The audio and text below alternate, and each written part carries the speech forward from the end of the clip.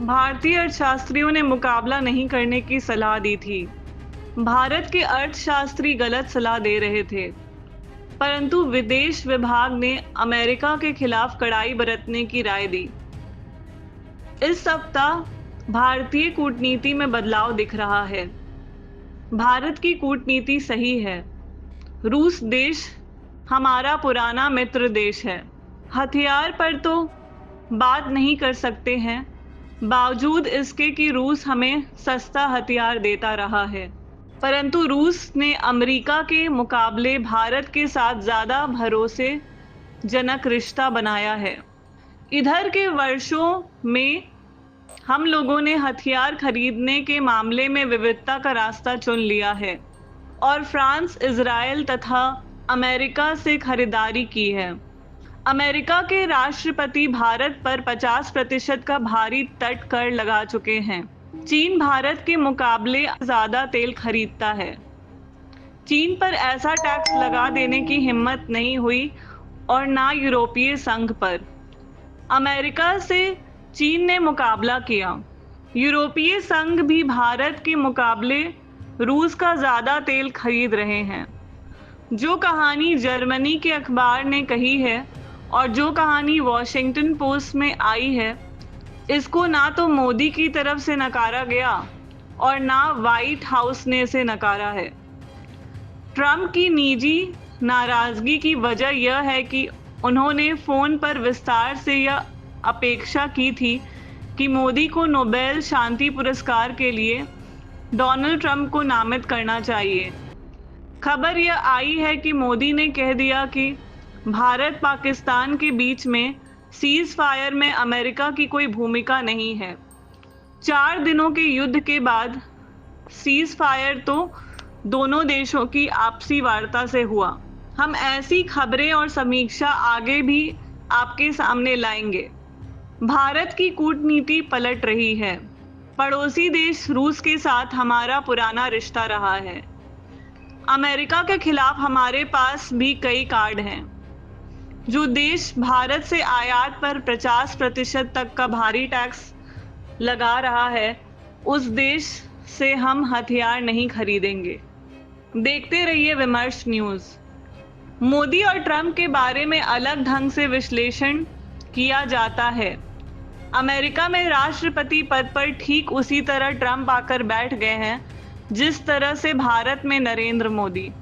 दोनों देश की डेमोक्रेसी जिस मोड़ पर आ गई है, यह सवाल मजबूत होता है कि जनतंत्र कैसे मर रहा है। इस ऊपरी एकता के बावजूद दोनों देश में जनतंत्र के खिलाफ शासक वर्ग का जो आचरण है, दोनों देश में कोई एकता खोजना कठिन होगा। यह कहना गलत है कि इस तरह की समता की वजह से मोदी और ट्रंप एक साथ हैं। भारत कई दशकों से उभर रहा देश है और आज अपने देश की गरीबी के साथ साथ दुनिया में मुकाबला करने की स्थिति में आ गया। भारत की अर्थव्यवस्था का यह विरोधाभास है और अमेरिकी अर्थव्यवस्था का भी इसी तरह का विरोधाभास है। चीन की व्यवस्था का अपना अलग तरह का विरोधाभास है। तीनों एक नहीं हैं। चीन ने भी जितना विकास किया है, उसकी वजह से वहाँ गैर बराबरी किसी भी समय से ज़्यादा है। शंघाई संघ सहयोग संगठन के लिए पाकिस्तान के प्रधानमंत्री शहबाज शरीफ, ईरान के प्रेसिडेंट मसूद और बेलारूस के प्रेसिडेंट अलेक्जेंडर भी आए हैं। सऊदी अरब, यूनाइटेड अरब अमीरात, Qatar, Kuwait, Egypt, Cambodia, Bahrain, net और टर्की भी इसमें शामिल हैं।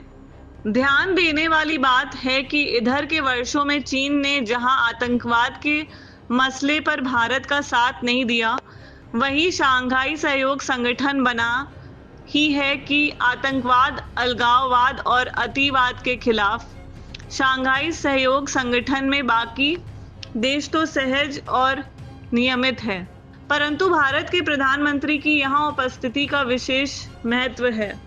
नरेंद्र मोदी और ट्रंप की मित्रता का बहुत ज़्यादा गाना गाया जाता है और न्यूयॉर्क टाइम्स की अभी प्रकाशित खबर के बाद दूसरी ही बात जाहिर हो रही है। नरेंद्र मोदी ने ट्रंप को फोन पर स्पष्ट कर दिया था कि भारत पाकिस्तान सीज फायर से अमेरिका का कोई लेना देना नहीं है। 9 तारीख को रात को अमेरिका के उपराष्ट्रपति जी ने मुझसे बात करने का प्रयास किया। वो घंटे भर कोशिश कर रहे थे, लेकिन मेरी सेना के साथ मीटिंग चल रही थी, तो मैंने उनका फोन उठा नहीं पाया। बाद में मैंने उनको कॉल बैक किया। मैंने कहा कि आपका फोन था, 3-4 बार आपका फोन आ गया, क्या है? तो अमेरिका के उपराष्ट्रपति जी ने मुझे फोन पे बताया कि पाकिस्तान बहुत बड़ा हमला करने वाला है, ये उन्होंने मुझे बताया। मेरा जो जवाब था, जिनको समझ नहीं आता है उनको तो नहीं आएगा,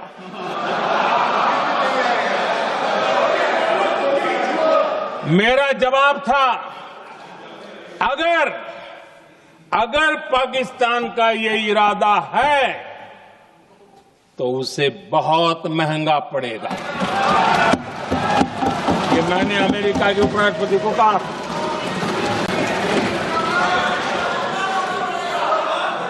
अगर पाकिस्तान हमला करेगा तो हम बड़ा हमला कर करके जवाब देंगे, ये मेरा जवाब था। और आगे मेरा एक वाक्य था, मैंने कहा था हम गोली का जवाब गोले से देंगे। नोबेल पुरस्कार की ट्रंप की लालसा में भी नरेंद्र मोदी का कोई सहयोग नहीं होगा। कूटनीति और पड़ोसी देश संबंध के बारे में जिस तरह के अनुमान हमारे देश में लगाए जा रहे हैं, अब क्या बात होगी यह देखना है। अभी अमेरिका के टैरिफ आतंक का असर भारत के निर्यातकों को मैनेज करना है। दूसरी तरफ शंघाई सहयोग संगठन के आयोजन के समय भारत, चीन और पाकिस्तान को अपने रिश्तों को नए सिरे से परिभाषित करना है। पिछले सप्ताह का अंत और यह सप्ताह विदेश संबंध के संदर्भ में चुनौतीपूर्ण और रोचक दोनों ही हैं। देखते रहिए विमर्श न्यूज और इस चैनल को सब्सक्राइब करने का कष्ट कीजिए। यहाँ के सवाल मजबूत होते हैं कि जनतंत्र कैसे मर रहा है। मोदी 2018 के बाद चीन गए हैं। यहाँ से शंघाई सहयोग संगठन के शिखर सम्मेलन में भाग लेने गए हैं। हम जानते हैं कि गलवान घाटी विवाद 2020 के बाद भारत चीन के रिश्ते के बीच सूखा पड़ गया था। शंघाई सहयोग संगठन की मीटिंग चीन में रविवार और सोमवार को हुई। समुद्री पोर्ट के शहर तियानजी में शंघाई सहयोग संगठन संपन्न हुआ। भारत के लिए अच्छे संकेत मिले। सप्ताह भर विदेश संबंध के संदर्भ में चुनौतीपूर्ण और रोचक दोनों ही रहा। आगे इस तरह के वीडियो की नोटिफिकेशन आप तक जाएं, इसके लिए कृपया चैनल को सब्सक्राइब भी करें और बेल बटन भी अवश्य दबाएं।